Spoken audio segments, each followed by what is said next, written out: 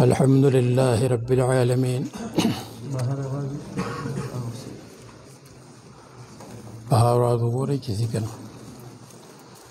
الحمد لله رب العالمين والصلاة والسلام على سيدنا محمد وعلى آله وأصحابه أجمعين. مولاي صل وسلم دائما أبدا على حبيبك خير الخلق كلهم. ومن تذكر جيران بذي سلم مزقت دمعا جرى من مقلة بدم. أم هبت الريح من تلقاء كاظمة أم أومض البرق في الظلماء من إذم.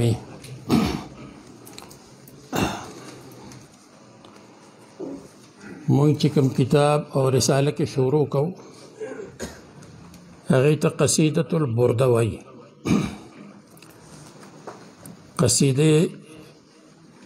قصیده معنی دا چې هغه په لسو اشعارو یا د لسو نه زیاتو اشعارو باندې مشتمل وي. هغې ته قصیده وایي. قصیده ورته ځکه وایي چې یقصد اجادتها، شاعر اراده کوي چې هغه ډېره ښه ولیکي او ډېره ښکلې ولیکي، نو ځکه ورته قصیده وایي. او برده چې ورته وایي نو د هغې مختلف اسباب علماو بیان کړي دي. یو دا چې برده هغه صادر ته وایي چې کوم صادر کې مختلف رنګونه وي، لکه سپین رنګ وي پکې، تور رنګ وي پکې، کرښې وي پکې. الثوب المخطط هغه کپړه ده چې په هغې کې پټي وي، نو هغې ته برده وایي. نو دې قصیدې ته قصیده برده ځکه وایي چې په دې کې مصنف رحمت الله علیه مختلف مضامین بیان کړي دي. مختلف مضامین بیان کړي دي، لکه د رسول الله صلی الله علیه وسلم سره د محبت مضمون دی، د رسول الله صلی الله علیه وسلم د معجزات مضمون دی، د نفس د مکر او د نفس د دوکې ورکولو مضمون دی، او نور پکې ډېر مضامین دي. د دې وجه ورته برده وایي. او دویمه وجه ده چې دې ته برده ځکه وایي چې برده ما یبرد بالمبرد، هغه اوسپنې ته وایي چې کومه اوسپنه په چوسار باندې وپړکولی شي، په چوسار باندې صفا شي او وپړکېږي، نو هغې ته برده وایي. نو دا قصیده هم ډېره ښکلې ده، حسن ده، خوبصورته ده، پړکېدلې ده، ځکه ورته قصیده برده وایي. او درېیمه وجه یې دا بیان کړې ده علماو چې دې ته قصیده برده ځکه وایي چې دا برده د بردون نه ده. د بردون معنا ده یخوالی، چې سترګې پې یخېږي. نو د دې قصیدې په وجه باندې هم زړه ته راحت رسي، سترګې پې یخېږي، ځکه ورته قصیده برده وایي. او څلورمه وجه دا بیانوي چې قصیده برده ورته ځکه وایي چې کله مصنف رحمت الله علیه فالج وهلو او د هغه فالج علاج نه کېدو، نو په خوب کې رسول الله صلی الله علیه وسلم راغی او یو څادر یې په دی باندې واچو او دا قصیده هغه لیکلې وه. د دې قصیدې نه وروستو چې څادر یې پرې واچو، نو الله تبارک وتعالی هغه له صحت ورکړو، نو ځکه ورته برده وایي. برده معنا څادر. رسول الله صلی الله علیه وسلم په خوب کې څادر اچولو. او مصنف رحمت الله علیه د کنیت ابو عبدالله او د لقب د شرف الدین. لقب هغې ته وایي چې د خلکو د طرف نه ورکړی شي او کنیت هغې ته وایي چې د هغې په سر کې اب یا ابن راځي لکه ابن عباس. نوم یې دی محمد ابن سعید ابن حماد البوصیری الدلاسی. دلاسی مطلب دا دی چې د دلاس اوسید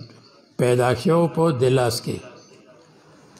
او بوصیری ورته ځکه وایي چې بوصیر کې به اوسېده چې په مصر کې یو ښار دی، او د هغه ولادت په 608 کې دی، 608 او وفات په یو روایت کې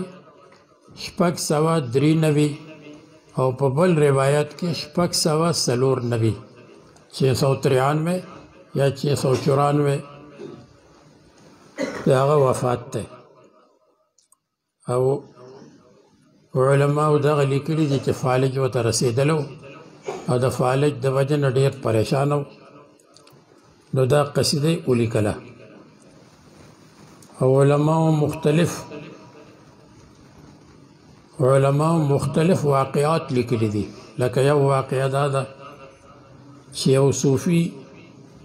چې نوم یې ابو الرجا یا ابو البرجاو هغه راغی او د قصیدې برده مصنف ته یې ویل چې زه غواړم چې ستا نه هغه قصیده واورم چې کومه قصیده تاسو د رسول الله صلی الله علیه وسلم په مدح کې جوړه کړې ده. نو مصنف ورته وویل چې کومه قصیده؟ ما خو ډېرې قصیدې لیکلې دي. نو هغه ورته وویل، هغه صوفي وی هغه قصیده چې د هغې په شروع کې دا دي: امن تذکر جیران بذی سلمی مزدت دمعا جرا من مقلة بدمی. همدغه قصیده راته راواورو. نو مصنف رحمت الله علیه ورته وی چې د دې قصیدې تا ته څنګه علم وشو، تا ته څنګه معلومه شوه؟ ما خو دا قصیده چاته نه ده ښکاره کړې. نو هغه صوفي ورته ووی تا خو نه ده ښکاره کړې، خو ما د شپې رسول الله صلی الله علیه وسلم په خوب کې ولیدو او هغه یې راته دا قصیده د هغې په مخ کې ویله شوه او رسول الله صلی الله علیه وسلم د خوشحالۍ د وجې نه خوځېده راخوځېده، لکه چې بنده خوشحالي او خوځي راخوځي وي، دغسې رسول الله صلی الله علیه وسلم دا اورېده. نو د دې وجې د هغې کمې قصیدې په ابتدا کې چې امن تذکر جیران بذی سلمی دی، هغه قصیده راته راواورو. نو واوروله ورته، بیا دا خبر وی خور شو. نو ملک طاهر چې و د هغه وزیرو بهاءالدین نومو، هغه مصنف ته وویل چې زه ستا نه هغه قصیده اورېدل غواړم او ما دا منښته منلې ده چې زه به په ولاړه باندې اورم. نو هغه ولاړو او دا قصیده یې واورېده. د ملک طاهر وزیر بهاءالدین نومو. یو بله واقعه لیکلې ده، وایي سعید الدین فاروقي یو عالم او د هغه سترګې خوب شوې او سترګې یې داسې شوې چې قریبه وه چې هغه ړوند شي. نو هغه ډېر پریشانه و. په خوب کې ولیده، چا ورته ویل چې ته وزیر صاحب ته لاړ شه، وزیر بهاءالدین ته،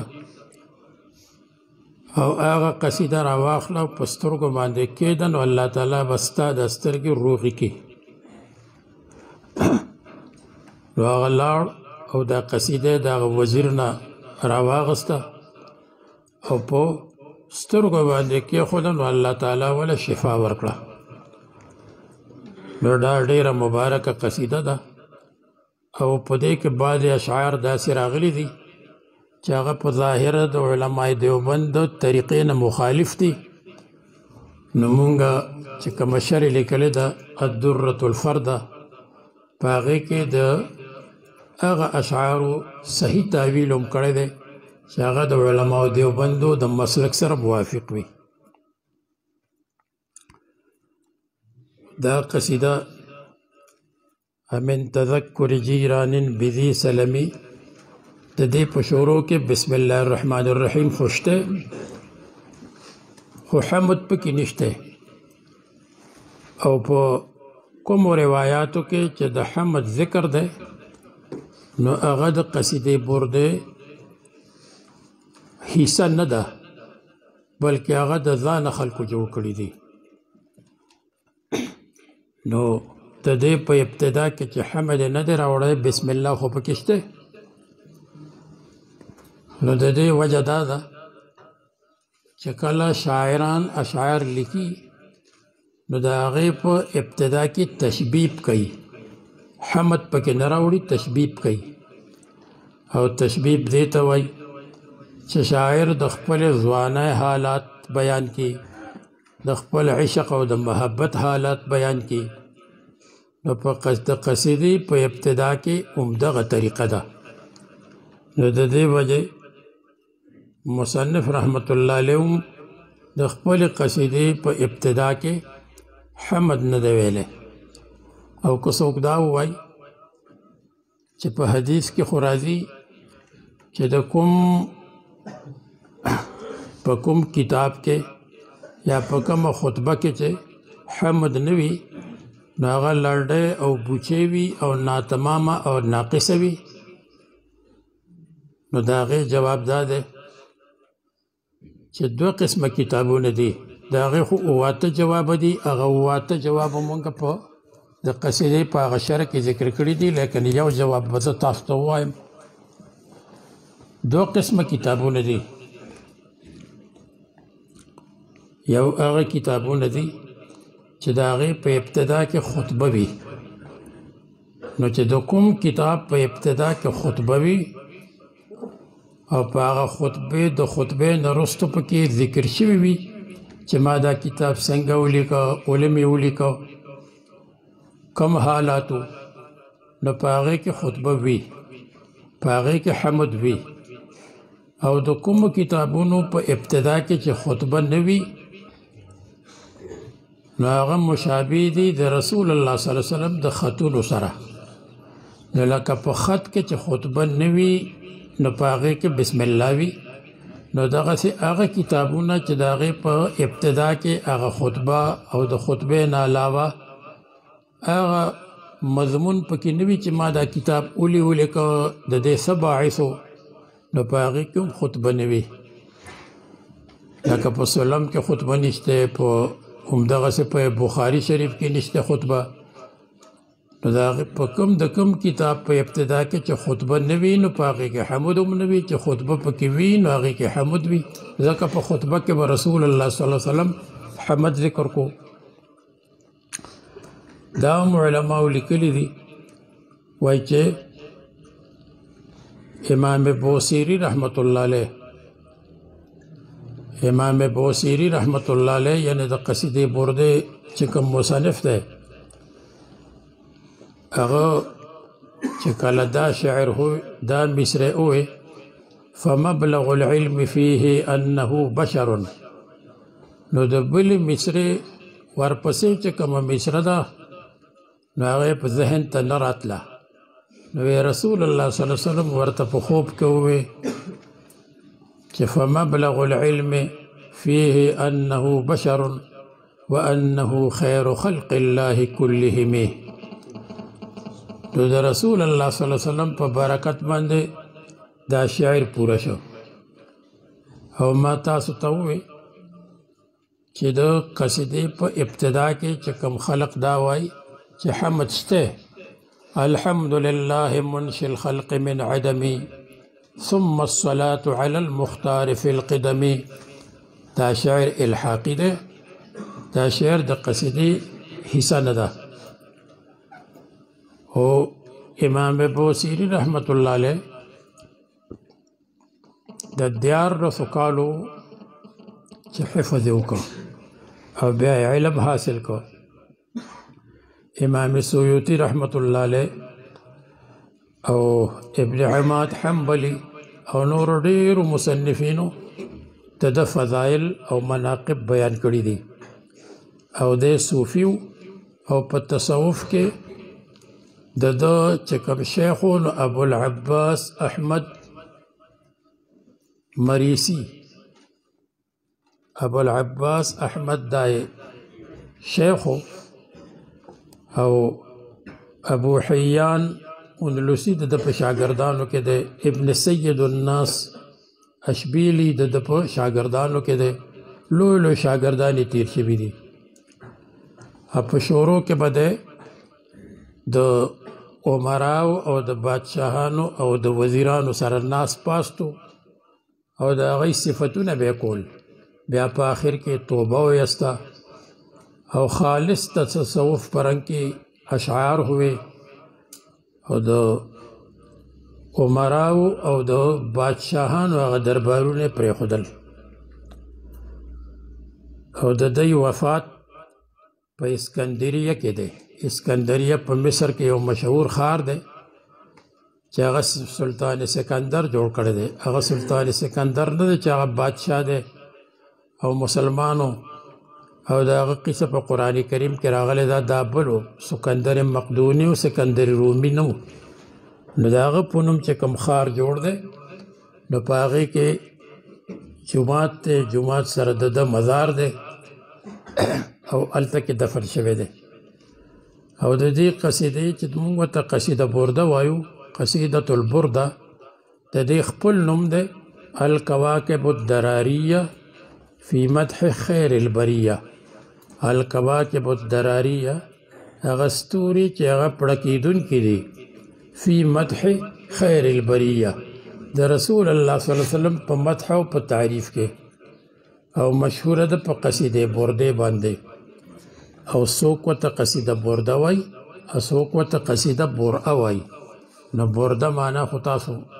تما وایي چې برده صادر ته وای او د برعه معنا جوړېدل دي، ځکه چې مصنف رحمت الله علیه د دې قصیدې په لیکلو باندې الله تعالی جوړ کړو، صحت والا الله تعالی ورکړو، نو ځکه دې ته قصیده برعه وای. برء برء د دې معنا جوړېدل دي. نو دا هم وایي غوره ده چې هغه درود وویلی شي چې کوم درود د مصنف نه نقل شوی دی، اگر چې هغه درود په دې کتاب کې نشته. مولاي صل وسلم دائما ابدا على حبيبك خير الخلق كلهم. او دا قصیده دې ته بحر بسیط وایي. د اهل عروضو په نسبت باندې او بحر بسیط هغې ته وایي چې هغه مشتمل په دې باندې مستفعل فعل مستفعل فعل مستفعل فعل مستفعل فعل دا د هغې وزن دی. او کله کله د مستفعلون په ځای باندې مفاعل هم راځي.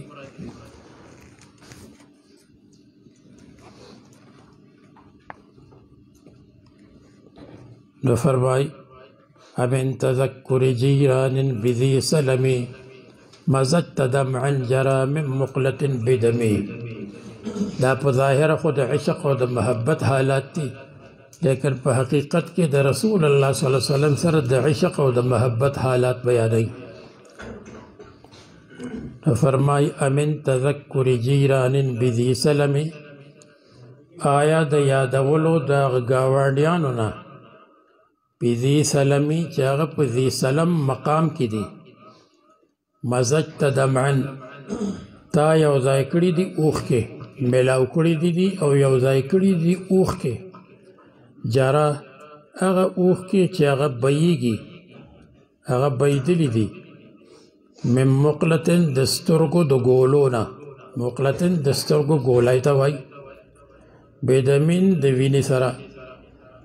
یعنې دومره دې جړلي دي چې هغه چې د جړا د وجه نه د اوښکو په ځای باندې اوښکو سره وینې ګډوډېږي. نو د مزج ته معنا ده ګډوډېدل، یو ځای کېدل. دا زموږ خلکو ته میلاوېدل وایو، نو امن تذکر علماء کرام فرمائی وای دا امن تذکر پدې کې وای چې دا من او تا یو ځای کې نو د دې نه به جوړ شي امن ته دا امن ته معنا دا ده تا الله تعالی په حفاظت کې کړې الله تعالی ته وساتلې نو په دې کې هغه نیک فعالی ده چې دا قصیده څوک لولي د دې قصیدې څوک ورد کوي او اشعار روزانه لولي نو الله تعالی به د آفاتنا د بلیاتنا د مصیبتونو نه په حفاظت کې ساتي امن ته الله تعالی ته محفوظ کړي او مامون کړي او په دې کې مصنف بابونه تړلي دي نو الباب الاول فی عشق الرسول صلی الله علیه وسلم د رسول الله صلی الله علیه وسلم په عشق کې او په محبت کې دا باب محبت خو محبت ته وایي میلان النفس الى ما یستلذه چې نفس میلانو کې هغه شي ته چې هغه لذیذ ګڼي هغه خوندناک ګڼي هغې ته وایي محبت والحب اذا افرط يسمى بالعشق محبت چې کله ډېر زیات شي اوچت شي نو هغې ته وایي عشق نو د عشق معنا څه ده فرط المحبت چې محبت بنده لیونی کې او ډېر زیات شي هغې ته وایي عشق او د عشق دا لفظ په بعضو روایاتو کې راغلی ده په احادیثو کې هم راغلی ده د عشق لفظ یو روایت راځي وایي من عشق وعف وکتم ثم مات شهیدا چا چې وایي عشق وکړو هغه خپل عشق یې پټ که چاته یې ونه وي وعف او ځان پاک وساتو پاک دامنی راوسته او بیا مړ شو نو هغه به شهید مړېږي دا یو روایت دی په دې باندې لویه جګړه ده دا سلفیان چې دي دې ته موضوعي وایي زمونږ بعض علما دې ته موضوعي نه وایي وایي حسن دی نو هغې کې د عشق دا لفظ راغلی دی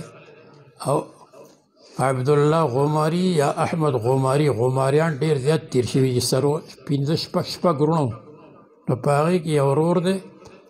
غالبا احمد غماري دی یا عبدالله غماري هغه په دې باندې رساله لیکلې ده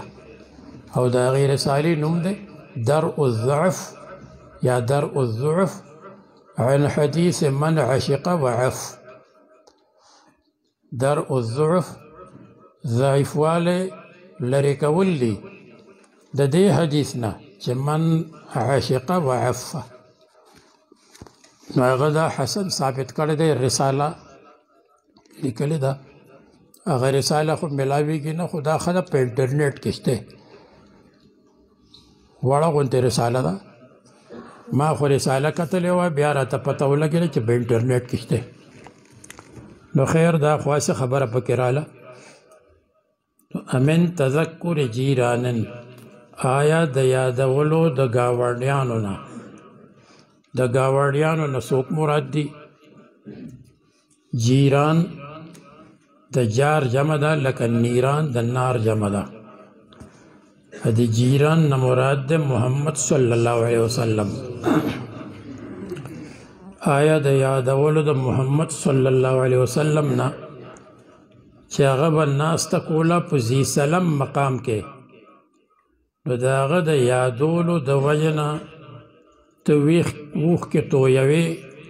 او داسې اوښکې تویوې چې هغه د وینو سره میلاو دي کسري دي او که څوک وایي چې رسول الله صلی الله علیه وسلم خو یو دی او جیران جمع ده د جیران نه مراد محبوب دی نو وایي جمع د تعظیم دپاره ده او جمع کله د تعظیم دپاره راځي لکه الله تعالی وایي فنعم الماهدون مونږ ډېره ښکلې دا ځمکه خوره کړې ده الله تعالی خو یو دی خو د جمع صیغه د الله تعالی دپاره یا په اعتبار د صفاتو باندې ده چې د الله تعالی صفات ډېر دي د الله تعالی صفات دي او یا د دې وجې چې هغې کې تعظیم دی نو د جیران نه مراد محمد صلی الله علیه وسلم دی او بعض علما وایي چې د جیران نه مراد رسول الله صلی الله علیه وسلم او د هغه ملګري صحابه کرام دي. نو که دا شي نو بیا به جیران په خپل ځای باندې شي، ځکه جیران جمع ده، د جمع نه مراد رسول الله صلی الله علیه وسلم او صحابه کرام دي. او په جیرانین کې دا تنوین د تعظیم دپاره دی، یعنی هغه ګاونډیان چې هغه ګاونډیان ډېر اوچت دي او ډېر لوی دي. او ذی سلم د مدینې او د مکې په منځ کې یو وادي ده. د تذکر چې دی دا د ذکر یذکرونه دی، د هغې معنا یادول دي. جیران د جار یجورونه دی، پناه اخیستلو ته ویلی شي. د جار عنه معنا لرې کېدل دي، او جار به د هغې معنا پناه اخیستل دي. او یو ګاونډي د بل ګاونډي پناه اخلي، یعنی یو ګاونډي د بل ګاونډي حفاظت کوي، نو ځکه ورته جیران وایي. او ذی سلم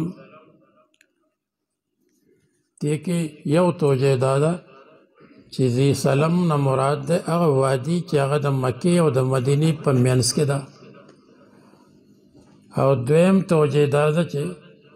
د ذی سلم نه مراد ده د رسول الله صلی الله علیه وسلم روزه مبارکه، محمد صلی الله علیه وسلم چې هغه د سلامتیا په ځای کې د روزة السلام د رسول الله صلی الله علیه وسلم هغه روزه چې ده نو هغه دارالسلام دی، د سلامتیا او د حفاظت ځای دی. نو ذی سلم نه مراد هغه ګاونډي یعنی محمد صلی الله علیه وسلم چې هغه په د سلامتیا په ځای کې دی، مدینه منوره د حرم په شان ده. او درېیمه توجه پکې دا ده چې د ذی سلم نه مراد د رسول الله صلی الله علیه وسلم روح مبارک چې په اعلی علیین کې دی، یعنی چې کوم اولیاء دي او ښه خلک دي نو د هغوی روح په علیین کې وي، او د رسول الله صلی الله علیه وسلم روح مبارک په اعلی علیین کې دی. لیکن د دې سره سره د هغې تعلق د رسول الله صلی الله علیه وسلم د جسد او د بدن سره هم شته. د دې وجه رسول الله صلی الله علیه وسلم فرمایي او زمونږ عقیده ده چې څوک په رسول الله صلی الله علیه وسلم باندې سلام وایي نو الله تعالی یې ورته اوري، او رسول الله صلی الله علیه وسلم د نږدې نه هغه سلام اوري او د لرې نه هغه سلام ورته فرشتې اوري. دا د علماء دیوبند عقیده ده.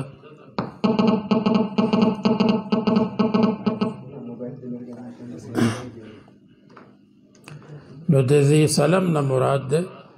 هغه اعلی علیین چې هغه د رسول الله صلی الله علیه وسلم د روح مبارک ځای دی. نو د ذی سلم درې معنی شوې. یو معنا د ذی سلم ده چې رسول الله صلی الله علیه وسلم په کوم وادي کې ناسته کړې ده. وادي کندې ته وایي، پښتو کې ورته موږ کنده وایو، او پښتو کې ورته وادي هم وایي لکه وادي خیبر. او د ذی سلم دویمه معنا ده د رسول الله صلی الله علیه وسلم د روح او د صحابه کرامو د روح غذای اعلی علیین او علیین. او درېیمه معنا دا ده چې د ذی سلم معنا ده د رسول الله صلی الله علیه وسلم روزه مبارکه. او مزج ته مزج یمزج باب نصره ده، د هغې معنا ده خلط کول، ملاول. او عاشق چې وجاړي نو په دې جړا کې هغه ته خوند ورکوي او جړا یې خوښه وي. وان شفائي عبرة مفرق محراقة فهل عند رسم دارس من معولي. د سبا معلقه کې د امرؤ القیس شاعر دی. نو مزج یمزجو ملاوېدلو ته وایي. او یو مزج دی یو خلط دی. خلط عام دی، یو شی بل شي سره یو ځای کوي، نو هغه دواړه یو حقیقت وګرځي یو شی وګرځي، هغې ته هم خلط وایي. او که جدا جدا وي لیکن ملاو وي نو هغې ته هم خلط وایي. لکه غنمو سره چې ورپسې ملاو کړي نو دا هم خلط دی او شربت که د اوبو سره ملاو کړي چې یو شی وګرځي هغې ته هم خلط وایي او مزج هغې ته وایي چې یو شی د بل سره یو ځای کې او دواړه یو حقیقت وګرځي لکه شربت چې د اوبو سره یو ځای کې نو دا نه ده چې شربت جدا ښکاري او اوبه جدا ښکاري دواړه یو شی وګرځي نو د مزج معنا دغه ده چې یو شی بل سره ملاو کې یو شی بل سره یو ځای کې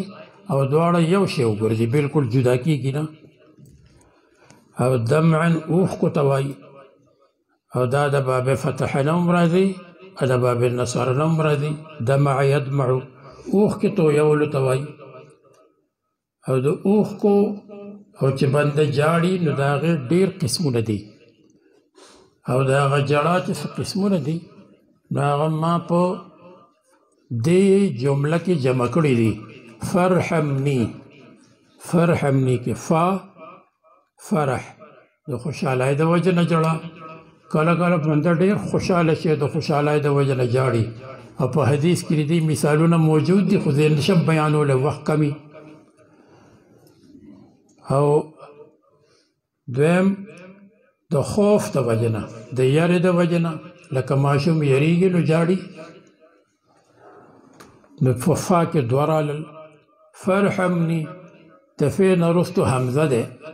لیکلی شوی دی او ویلی نشي نو حمزه هغه د اجرت دپاره دی کله کله جړا وي پخوا زمانه کې د جړا هغه ښځې به راتلې زنانه هغوی به جړل هغوی له به پیسې ورکولې چې مړی پسې وجاړي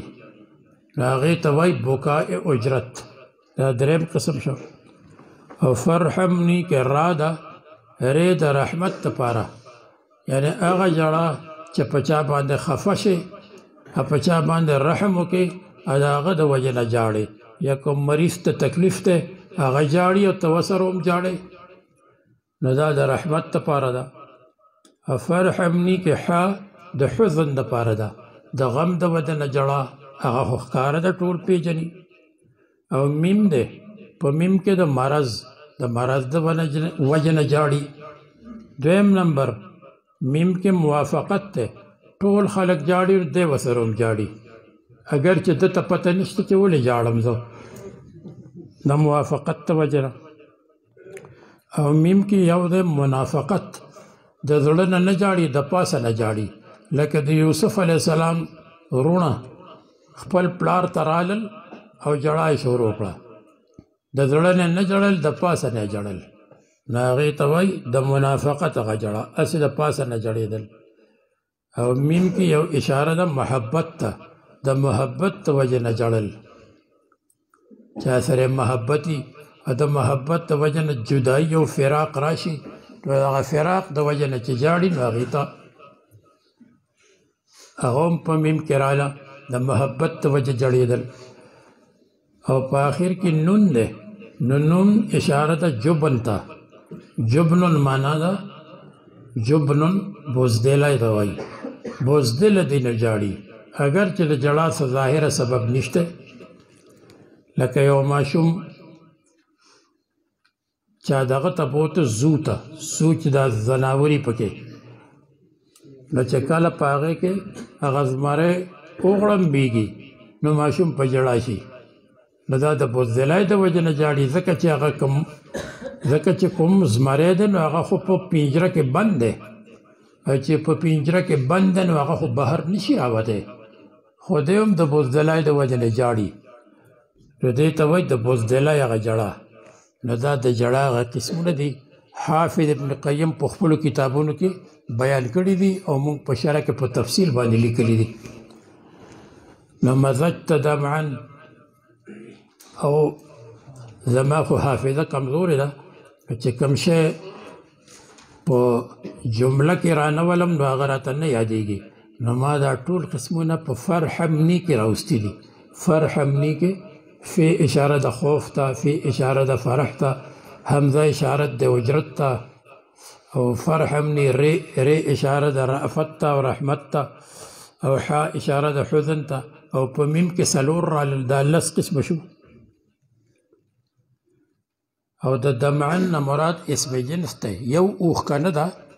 اوښکې دي که یو که ډېرې وي جرا یجري ضرب یضربو بایدلو ته وایي من مقلتن د سترګو هغه ګولای ته وایي سترګو کې چې دننه کومه ګولۍ د چا شنی او د چا توری سپین وسری سپین او تور هغې ته مقلتن وایي البیاض والسواد فی العین او دم وینې ته وایي وینه پکې غالبه ده نو د دې وجه بېدمي وي ځکه چې بې په هغه شی باندې داخلېږي چې هغه ډېر وي لکه خلک وایي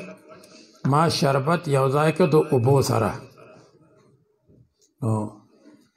شربت مې یو ځای که مزجت المشروب بالماء نو چې هغه بې په کوم شي باندې داخلي نو هغه ډېر وي او چې د هغې نه کوم مخکې وي نو هغه کم وي نو معنا دا ده چې دا د مبالغې د وجې نه وي چې وینې ډېرې دي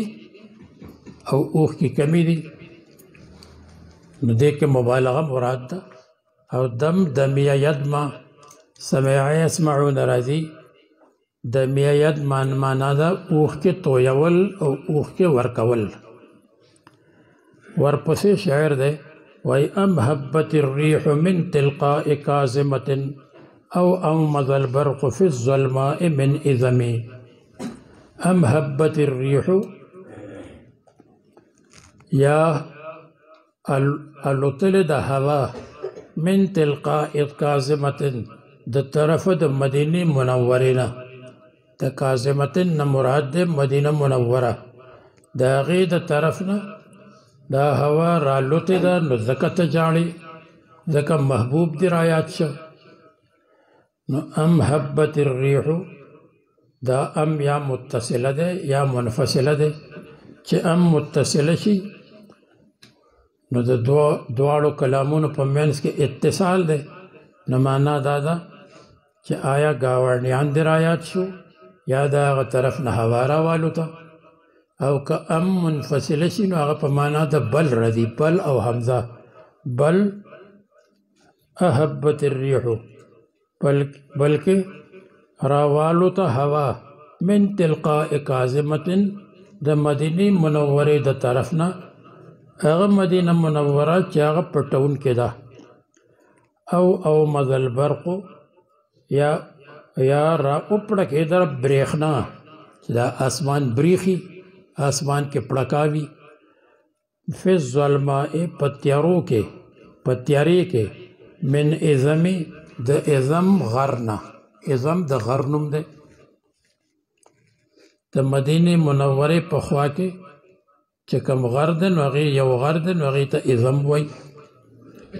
نو هم یا متصله ده یا منفصله ده او حبت رالوتلو ته وایي حب یحبو چې هوا والوزي نو هغې ته حب یحبو وایي او ریح هوا ته وایي او ریح په اصل کې راح یروحو تلو راتللو ته وایي تلل راتلل نو هوا ځي او راځي ځکه ورته ریح وایي کله د یو طرف نه هوا چلیږي کله د بل طرف نه هوا چلیږي او تلقا معنا جانب ده تلقا مدینه من جانب مدینه نو تلقا مصدر ده مجرد راځي لقیا یلقا ملاقات کول او ملاقات چې د چا سره کېږي نو هغه هم په یو طرف کې کېږي په کمره کې په طرف کې او کاظمتن مدینه منوره ده ځکه چې کظمه یکظمو د دې معنا ده غصه تیرول چې بنده غصه نه کوي او غصه تیره کوي یعنی غصه اخري نو هغې ته وایي کظم نو مدینه منوره کې الله تعالی جمال ایښی دی او په مکه مکرمه کې الله تعالی جلال ایښی دی او مدینه منوره کې چې څوک اوسي نه په هغه کې غصه نه وي جمال وي پکې غصه پکې نه وي وقار وي پکې صبر وي پکې نو کاظمتن معنا هغه مدینه منوره چې هغه د صبر واله دی په هغې کې صبر ده. والکاظمین الغیظ والعافین عن الناس. الله تعالی دا هغه خلکو سنا صفت کوي الکاظمین الغیظ چې هغه غصه سکي، غصه سکي او غصه چې ده نو ظاهری نه، نو هغې ته کاظمین وایي. او بعض خلک وایي چې د کاظمتن نه مراد د رسول الله صلی الله علیه وسلم روزه مبارکه ده، ځکه په روزه مبارکه کې رسول الله صلی الله علیه وسلم دفن ده، او رسول الله صلی الله علیه وسلم د صبر خزانه وه، صبر به کو کچا به سره زیاته وکړو نو به رسول الله صلی الله علیه وسلم هغه ته څه نه وی.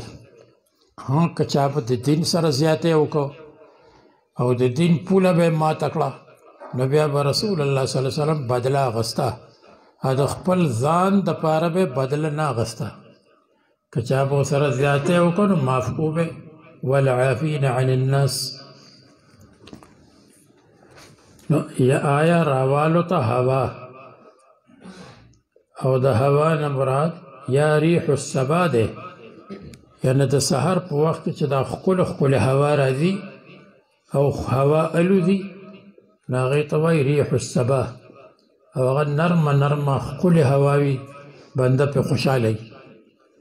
لکه د شپې د ماسخوتن نه وروسته چې کومه هوا چلیږي نو هغه هم ډېره ښکلې هوا وي او بنده پرې خوشحاله وي. او په ترکای ژبه کې هغې ته ایاز وایي. دا ایاز خلک نوم دی که نه فلان کې ایاز نوم دی. نو د ایاز معنا هغه هوا ده چې هغه ماسخوتن وخت کې باران پسې یخه هوا الوځي، د بنده زړه پرې خوشحاله وي، نو هغې ته وایي ایاز. محمود او ایاز خو تاسو پېژنئ. نو آیا راوالو ته ریح صبا یا راوالو ته هوا، نو د هوا د الوتو نه مراد دی یا د هوا راتلل، او یا د هوا د الوتو نه مراد دی د محبوب هغه خبر، د محبوب صلی الله علیه وسلم هغه حدیث. من تلقاء کاظمة د مدینې منورې د طرف نه،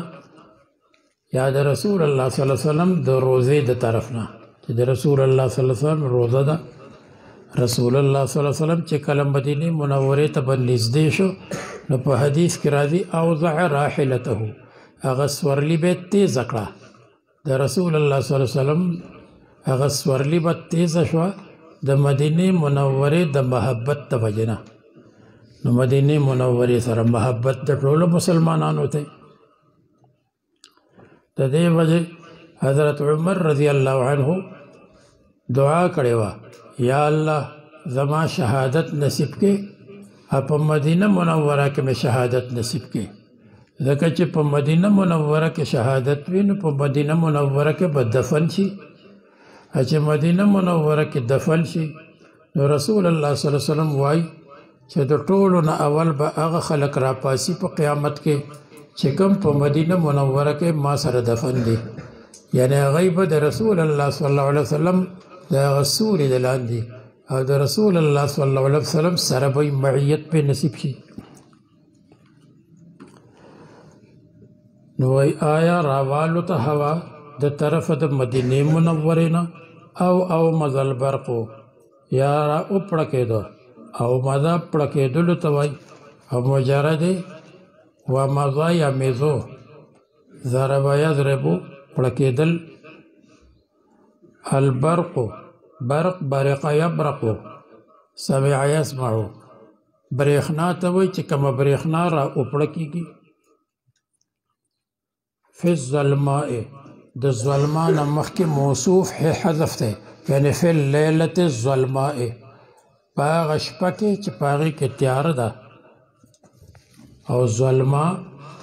د ظلم یظلمو سمع یسمعو نه دی. سمع یسمعو معنی د تیاره کېدل. ظلم یظلمو چې د ضرب یضربو نه راشي نو د هغې معنا د ظلم او زیاتې کول. نو د ظلما نه مراد دی هغه توره تیاره. بعض علما وایي چې د ظلما نه مراد دی بدایة العشق، د عشق هغه ابتدا. او اذم هغه غر دی چې کوم د مدینه منورې خوا کې دی نو د هغې د طرف نه هغه برېښنا اوپړه کېده نو ځکه تا جړا شروع کړه او ځکه ستا هغه اوښکې د وینو سره یو ځای شوې نو بس نن دغه ډېر دی انشاءالله او بیا به ورپسې نور وایو نن خو ابتدا وه شروع وه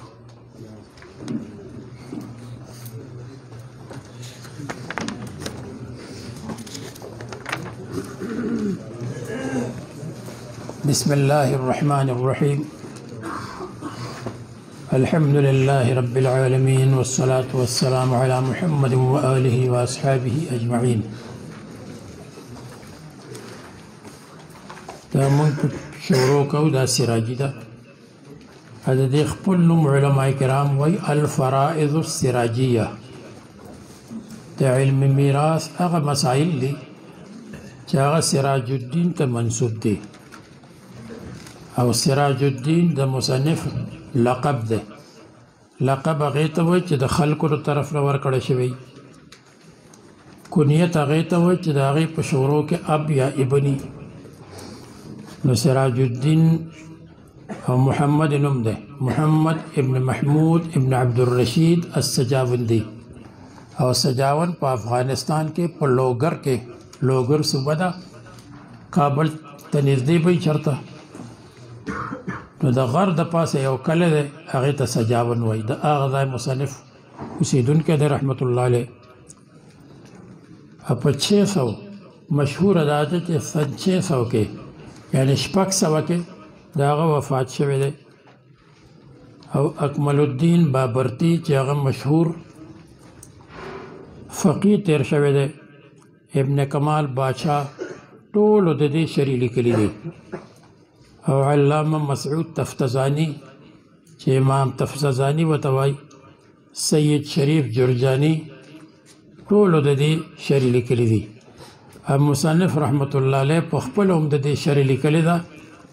لکه د ده په کتابونو کې لیکلي دي چې د سراجي شرح هم لیکلې ده او په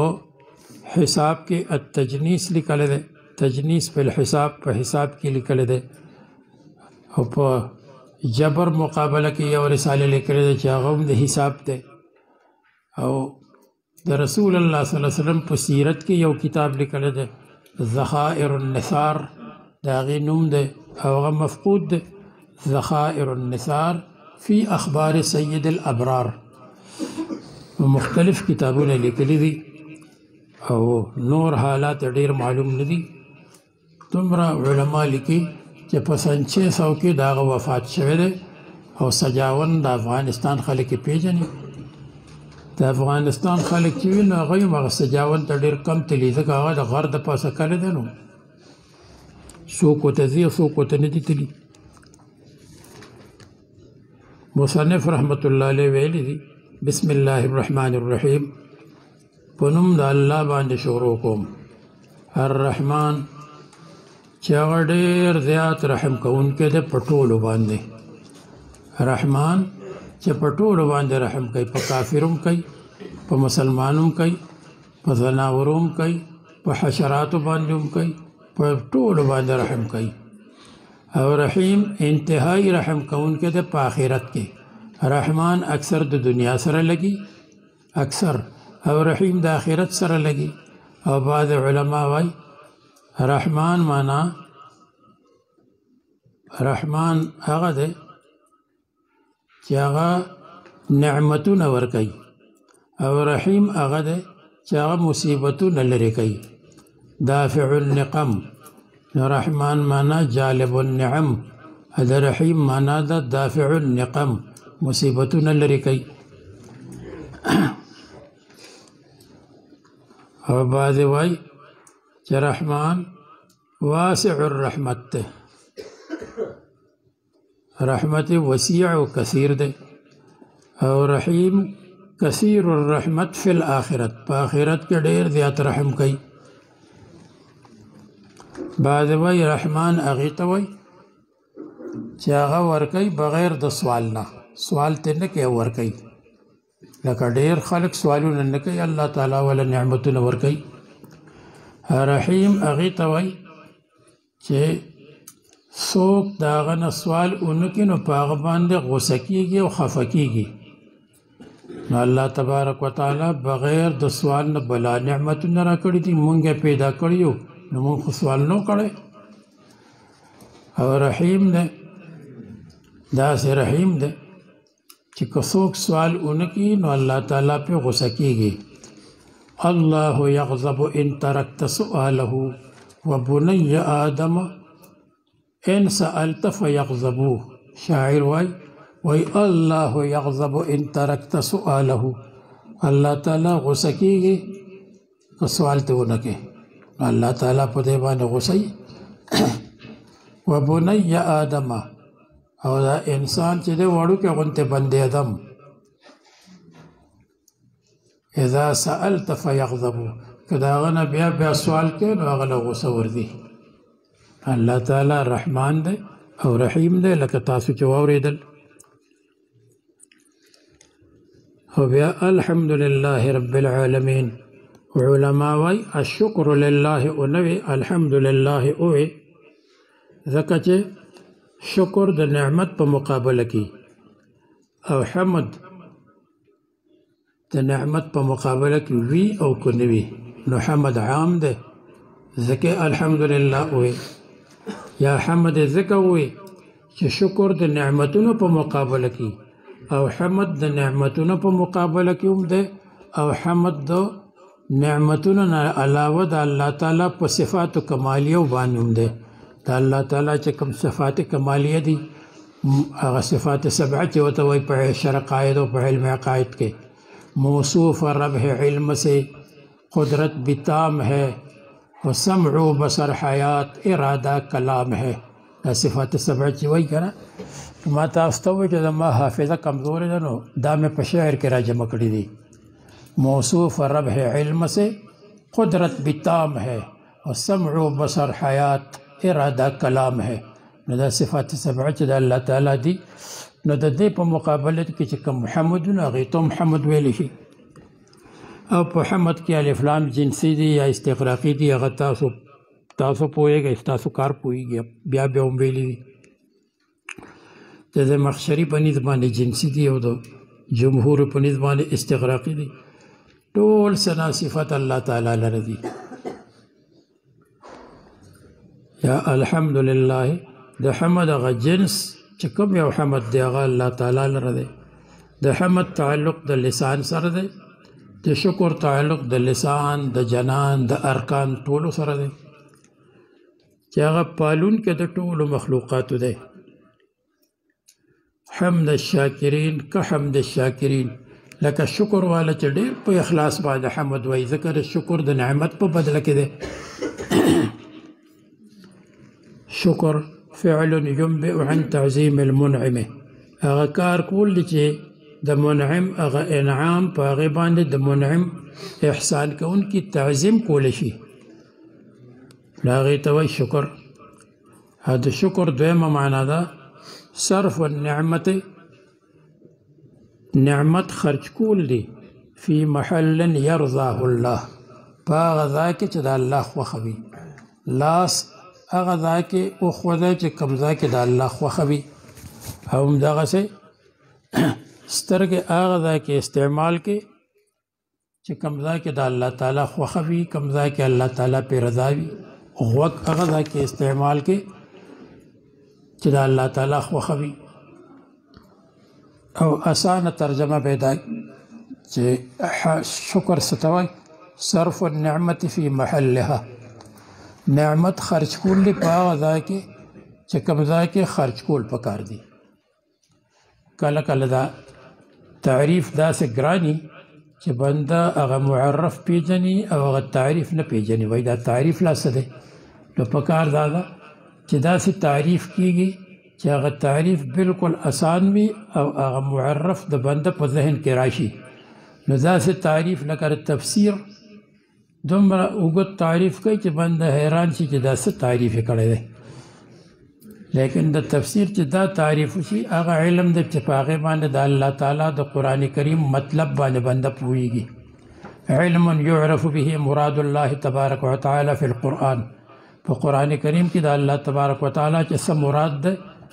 په هغې باندې پوه شي بقدر الطاقة البشریه. نو بس دا آسان دی. هغه نور تعریفات نه هغه دومره اوږده اوږده تعریفات چې بنده حیران شي چې دا تعریف آسان دی که هغه معرف آسان دی. نو د شکر معنا څه شوه؟ نعمت خرج کول په خپل محل کې. والصلاة والسلام او درود او سلام. د صلات هغه تفصیلات تاسو په نورو کتابونو کې ویلي دي، دلته حاجت نشته.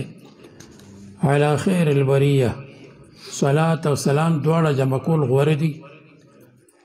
چې تش صلات هغه هم جایز دی، تش سلام هغه هم جایز دی. الصلاة او سلام چې دواړه جمع کې نو دا هم جایز دی. د سلام معنا ده سلامتی، رحمتونه دې نازل شي،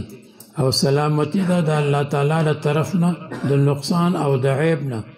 په رسول الله صلی الله علیه وسلم باندې علی خیر البریه چې د ټولو مخلوقاتونه غوره ده. بریتون د برأه نه ده په معنا د خلقه، نو بریتون معنا علی خیر المخلوقات،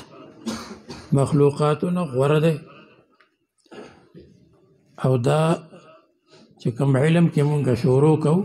دې ته علم میراث وای او دې ته علم فرائض وای. علم میراث او د علم فرائض تعریف څه دی؟ علم بأصول يعرف بها حق المستحق من الترکه. هغه علم دی چې په هغې باندې پیژندی شي چې مستحق ته د ترکې نه څه میلاویږي، مستحق ته د ترکې نه څه رسي، څه د هغه ته د هغه لاس ته څه رسي. نو دې ته علم میراث وایي. او د دې علم موضوع ده ترکه.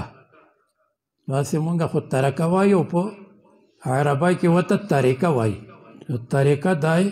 موضوع ده او د هغې غرض څه دی؟ ایصال الحق الى المستحق، چې حق مستحق ته ورسي. نو د هر علم د پاره تعریف وي، موضوع وي، او تعریف وي، موضوع وي او غرض وي. غرض مایل نتیجه څه ده؟ نو د دې علم تعریف څه دی؟ هغه علم دی چې په هغه باندې دا معلومیږي چې مستحق ته به څومره شی میلاویږي، مستحق ته به څومره شی رسي. او د هغې موضوع د طریقه او د هغې غایه او غرض او مقصد څه دی؟ ایصال الحق الى المستحق. او دا علم د کتاب او د سنت نه ماخوذ دی، کتاب، سنت او اجماع. او د دې زده کول د فرض کفایه په درجه کې دي. صلات او سلام د ټولو مخلوقاتو نه چې محمد صلی الله علیه وسلم غوره ده په هغه باندې دی. و آله د هغه په آل باندې. آل تابعدارو ته هم وایي، او آل د رسول الله صلی الله علیه وسلم ټبر ته هم وایي، او آل د رسول الله صلی الله علیه وسلم ازواجو ته هم وایي. نو د آل درې واړه معنی دي. آل په معنا د تابعدارو، آل په معنا د ټبر، لکه حضرت فاطمه او د هغې زامن شو حضرت حسن، حسین، یا ابن عباس رضی الله عنه د رسول الله صلی الله علیه وسلم چې کوم ټبر دی، وسیع دي. او دریم ازواج. نو دا درې واړه مراد دي. او که څوک دا وایي چې یاره درې واړه معنی مراد شي، نو په دې باندې خو دا احناف اصولیین خفه کېږي چې د یو لفظ چې دنه مشترک وي د هغې درې معنی نشي اخیستی. نو بیا د هغې دپاره اصولیینو یو طریقه لیکلې ده چې یو معنا واخلې او هغه درې واړو له شاملوي، هغې ته عموم مجاز وایي دا خلک. نو د آل معنا من یرجع الی النبي صلی الله علیه وسلم، څوک چې رسول الله صلی الله علیه وسلم ته واپس کېږي، اما بالنسب د نسب د وجنه، و اما بالاتباع یا د تابعدارۍ د وجنه، و اما بالزوجیت یا د زوجیت د وجنه. دا یو معنا واغسته ټول له شامله شوه.